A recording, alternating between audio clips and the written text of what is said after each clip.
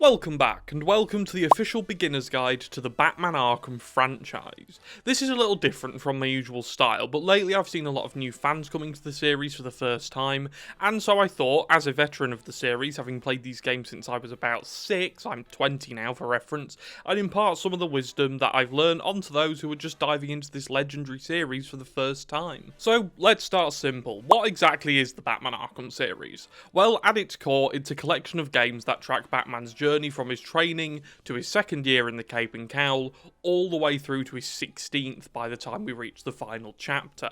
Across those years, we see him at his physical peak, his mental sharpest, and ultimately at his most vulnerable. What makes the series so celebrated isn't just the gameplay, but how faithfully it captures the Batman mythos. From the smallest Easter eggs to the sweeping storylines involving Gotham's most infamous villains, the Arkham games stand out as some of the most definitive takes of the Dark Knight ever put to screen or console. That's the basic premise of the series, avoiding any spoilers of course, but what order should you play them in? Well, let's get the easy bit out of the way. There are 7 mainline games you should focus upon your first playthrough, and in canonical order they are as follows: Batman Arkham Origins, Batman Arkham Origins Blackgate, Batman Arkham Shadow, Batman Arkham Asylum, Batman Arkham City, Batman Arkham VR, Batman Arkham Knight, and then Suicide Squad Kill the Justice League. Now, before we go any further and into the order you should play them, I want to address the controversy around the final canonical game in the series, Suicide Squad Kill the Justice League. Now, if you were around for the drama surrounding this game, or just in the gaming sphere in general, you'll know how badly it was received. It really wasn't what fans wanted, and downright disrespected a lot of the series' characters, both returning and debuting. However, according to the original series developers and devs of this game, Suicide Squad Kill the Justice League is canon. A large amount of fans see it as not canon, myself being one of them, but it is worth noting that this is definitely the least important out of the games, and if you can't get your hands on it or don't want to play it, it isn't absolutely necessary to get the full experience of the series, as it really was a low point. I do want to mention the Return to Arkham collection before we move on, because I often see a lot of confusion surrounding these. So, for those of you who don't know, these are the 2016 remasters of Arkham Asylum and Arkham City. They're the exact same games, just visually enhanced and brought to the next generation, or downgraded depending on who you ask, but they include all of the DLC the game's got, regardless of console. Now, let's touch on the DLC for each game, which includes story content.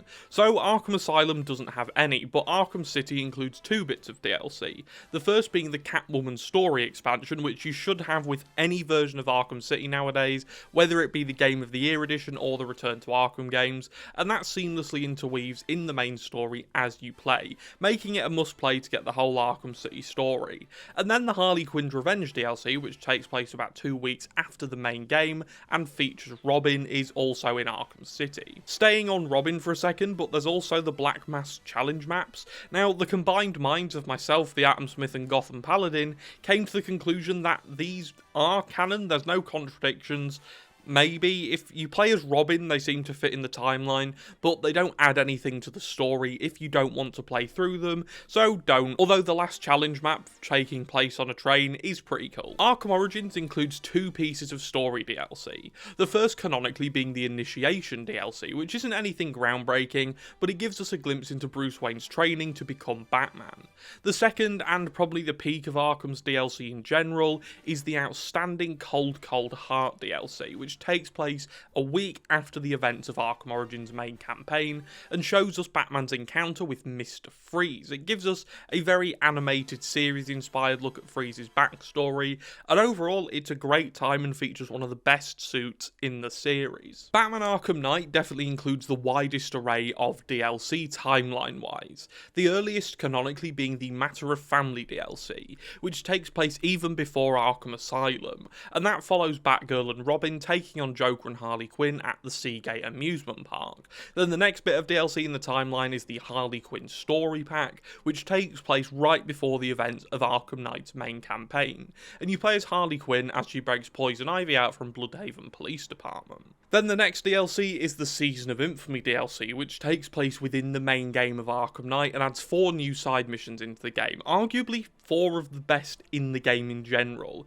those being Wonderland, Shadow War, In From the Cold, Underworld and Beneath the Surface, which feature Batman taking on the Mad Hatter, the League of Shadows, Mr. Freeze and Killer Croc respectively, although technically he doesn't take on Mr. Freeze, but you get the point. Then we move into its post-game DLC, those being Catwoman's Revenge, which takes place right after the main game of Arkham Knight, GCPD Lockdown, where you play as Nightwing stopping a breakout attempt from the GCPD by Penguin, a flip of a coin which sees the player take on Two-Face as Robin, and then finally Red Hood's story pack where you play as the titular Red Hood as he tracks down Black Mask, although this can kind of be played any time after Arkham Knight since there's no mention of a time frame within it. Anyway, you can either play the games in canonical order or release order, and the debate on which order is the correct one has floated around for years, but personally I'd play them in release order for one reason, and that is gameplay.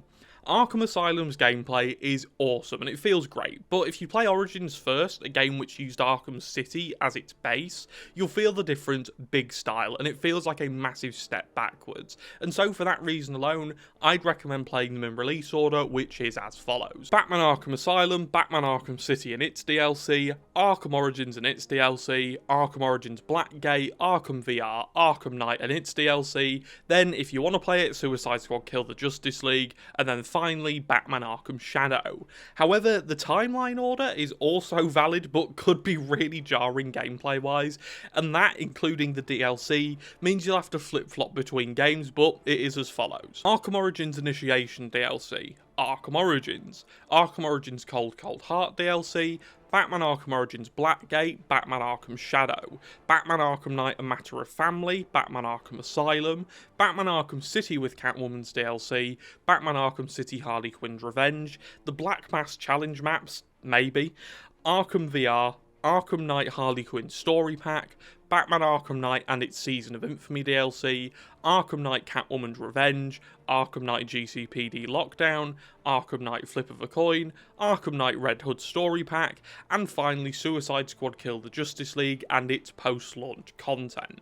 I think for simplicity's sake though, for a first time player, release order is the correct order to go through, as you'll feel the gameplay and universe evolve alongside your own skill level and experience, and that's what I do and what everyone who played them upon release did. Although that isn't to say there's anything wrong with playing in chronological order if you can get past the massive jumps in gameplay. Moving on from the order though, it's good to know what each game can be played on, since the series has kind of been all over the place since Origins dropped in 2013.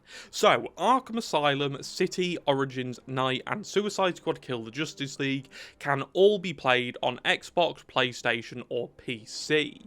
Arkham Origins Blackgate can be played on Nintendo 3DS, PS Vita, Xbox 360, PS3, PC and Wii U. However, if you're looking to play it on PS3 or Xbox 360, good luck, as the stores for the respective consoles have shut down, so unless you have a copy from the past, that's really the only way to get your hands on Blackgate, and it's definitely one of the harder games to get your hands on, and for most people it's one they haven't played. But it fits nicely into the story, and is something very different from the usual Arkham formula. Arkham VR is only playable on PlayStation 4 with PSVR, and Steam/Microsoft Windows with an Oculus Rift, and finally Arkham Shadow, the newest of the series, can only be played on the MetaQuest 3 or 3S.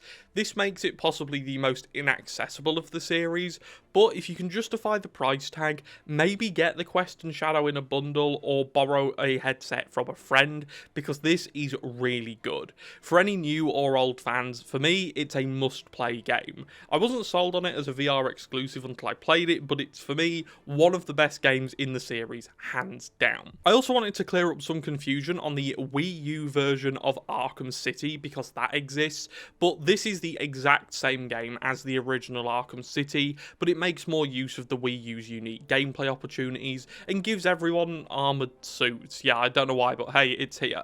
Other games in the series, such as Arkham City Lockdown, Arkham Origins Mobile and Batman Arkham Underworld, are all now pretty much defunct and unplayable unless you emulate them, and thankfully they're all non-canon as far as I know, so don't feel like you're missing anything. Put it this way, I can count on one hand the amount of conversations I've had about these games with other people, so don't worry.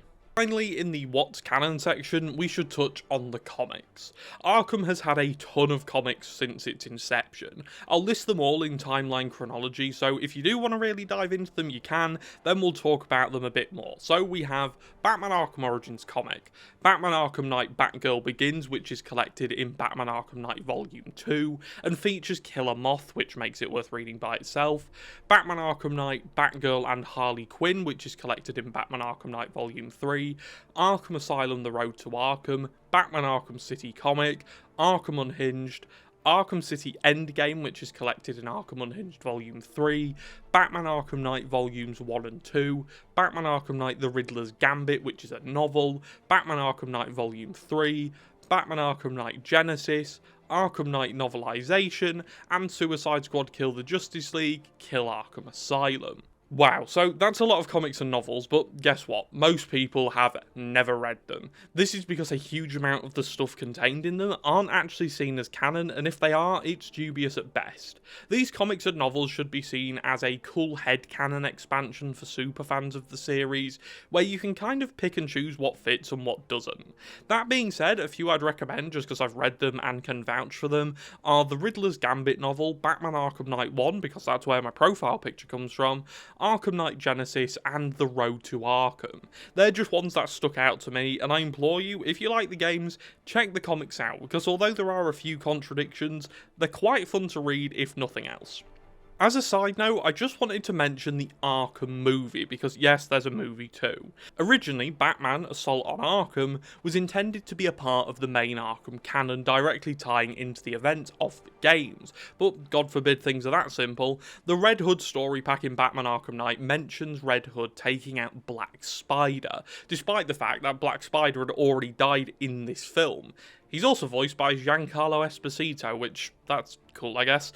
That alone pushes Assault on Arkham out of the main timeline, and the disconnect only gets wider when you factor in later material like, and yes, it is officially canon, Suicide Squad Kill the Justice League. King Shark and Captain Boomerang both make appearances in the game as playable characters, despite their deaths in Assault on Arkham, and the Arkham Knight comics respectively. No one acknowledges their miraculous returns. King Shark shows up with a completely different look and personality, and Harley doesn't even seem to know him when they first meet. All of this basically cements Assault on Arkham as a side story rather than true Arkham canon, which isn't exactly a shame because it really isn't a very good film, but also it would have been cool to have Arkham canon span across games, film, comics and novels, but alas, here we are. So now we know what's canon, what's not, what goes where and what order you should probably engage in the Arkhamverse in, let's move on to some less confusing things. What influences can we see in the Arkhamverse? Well, there are countless inspirations, but there are a few I wanted to touch on and mention just to build some familiarity for new players or some recommended viewing or reading for Arkham Unks. My good friend Patrick over at GCRH put it better than I could, and that's to say that the Arkham franchise stands on the shoulder of giants, and I think he's more than right. So here are just a few of the series' main inspirations, all of which I totally recommend checking out if you have the time and want to see where the seeds of the franchise were planted. Grant Morrison's Arkham Asylum: A Serious House on Serious Earth, the legendary Batman the Animated Series, Christopher Nolan's Dark Knight trilogy, Nightfall, Matt Wagner's Batman and the Monster Men, Alan Grant and Bob Kane's The Last Arkham, the tragedy that is the Death in the Family storyline, The Killing Joke, Batman Year One, No Man's Land, and finally Arkham Asylum: Living Hell. I think the inspirations, once you've read these things and seen these things, are pretty clear, so I won't insult your intelligence by pointing them out, but if you do want to get deeper into the series and really do your homework, that's where I'd suggest looking. I also wanted to give a mention to the voice cast for this series. Across the games, most voices change at one point or another, but the legendary duo of Kevin Conroy and Mark Hamill make the Arkham trilogy theirs, bringing back their unquestionable chemistry from the animated series and countless other projects, while the duo of Roger Craig Smith and Troy Baker as Batman and Joker respectively make the Blackgate trilogy feel like a look back into Batman's past with their unique yet familiar takes on the characters. Arlene Sorkin and Tara Strong also both return as Harley Quinn throughout the series, with Nolan North voicing the Penguin. I know, a shock to some of you, I actually didn't voice the Penguin. JB Blanc also stars as Bane and plays him to absolute perfection in Batman Arkham Origins, and then the Scarecrow, who had an all-star lineup of voice actors, including Dino Andrade portraying him in Asylum, John Noble picking up the role in Arkham Knight, and Elijah Wood appearing as Crane in Arkham Shadow. Commissioner Gordon's also voiced by a few different actors, including Michael Gough, sadly no, not the Michael Gough who played Alfred in the Burton and Schumacher movies, David Kay, Tom Kane, and the best bit of casting ever once you know who it is, Jonathan Banks, better known as Mike Ehrmantraut in Breaking Bad. And we really couldn't talk voice actors in the series without giving flowers to Wally Wingert, who portrayed the Riddler basically across the entire series apart from the movie. Finally, it wouldn't be a beginner's guide to getting to know the series without mentioning some of the best YouTube channels to watch for lore, challenges, and everything in between while you play through the games, the DLC or the challenge maps. All links to the mentioned channels will be down below, so after you've watched every one of my videos after this, of course, go and check them out. So to begin with, obviously there's me. I kind of do everything aside from challenge runs. I do lore, shit posts, videos like this, a real jack of all trades and master of none. I'm kidding, my speciality is being absolutely hilarious. For more lore-based, analytical content, Arkham Analysis is your woman. You don't really get any extra points for guessing what she does. Hint, she analyses Arkham, but she does it to a very high level, and if you want to learn something about something, she'll know it. For a bit of everything, Clown Puncher 139, Knerd, GothamPaladin, the Atomsmith, and Foeinform are your go-to guys. For challenge runs like GP's No Death Run, something he definitely isn't proud of at all and doesn't like to mention, he's very humble like that. In-depth lore like Clown Puncher's Batman Arkham Origins Blackgate lore dive, lists like when Foeinform looks into glitches and secrets you might have missed in the series, and more conversational videos like the Atomsmith's look at the weird world of Arkham collectibles. There really is a channel and style for everyone. Splinterchalk and Valstracuga are your challenge run specialists if you want to see just how far the human psyche can be pushed before it snaps, with their insane runs of the game which I remain in awe of. And if you want more general Batman content streamed directly into your ears on the go, the Gotham City Radio Hour features some outstanding interviews with content creators, people directly involved with the world of Batman, and my personal favourite, a few episodes with Charles Cardy, who seems like a really chill and down-to-earth, humble guy. No, but seriously, GCRH is a great listen, a friend of the channel, and really covers all facets of the Batman world. So, without telling you which upgrades to buy, multi-ground takedown, and how to control Batman use critical strikes, I think I've done all I can here. If this video was helpful at all, let me know. It's something entirely different, and something that was directly inspired by seeing the huge influx of new fans coming to the series, so I hope, if nothing else, you've learned something. And if you want to know anything, drop the question down below. Myself or someone will get back to you. This community is pretty chill, so don't worry. Thank you all for watching, I hope you enjoyed it, and I'll see you next time. Goodbye.